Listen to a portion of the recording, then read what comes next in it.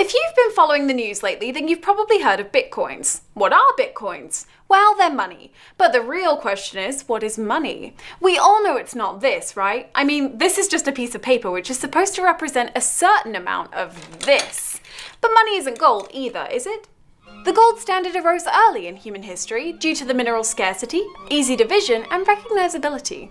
There's only a finite amount of gold in the world, and it can only be mined at a predictable rate.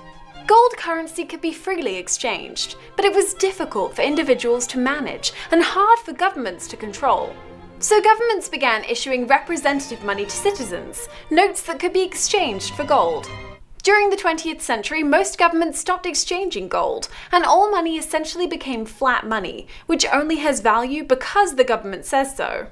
However, if a government decided to print flat money at an unpredictable rate, existing money would lose its value.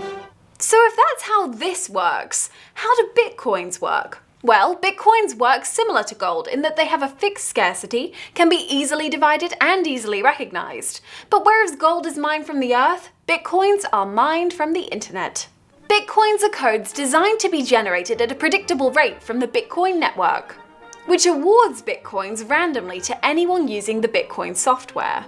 Users can then freely exchange the generated Bitcoin codes for goods and services, using the central Bitcoin network as a means of verifying a particular code's authenticity. But how is the Bitcoin network any different from a government issuing flat money, or services like PayPal or Second Life's Linden Dollar?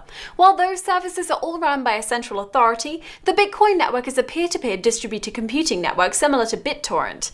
This means that the process for creating and verifying Bitcoins is shared among everyone running the Bitcoin software.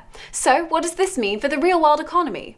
Right now, Bitcoins can be exchanged for about $20 US.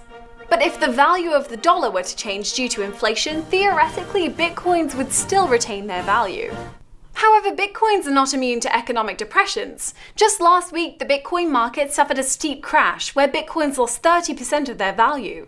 This was caused by users exchanging their bitcoins for US dollars en masse, like a virtual bank run. Bitcoins suddenly became less valuable only because users temporarily lost faith in the Bitcoin's economy stability.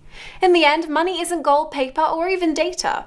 Money is trust in a system, be it the earth, the government, or the internet. So our question to you is this: who do you trust?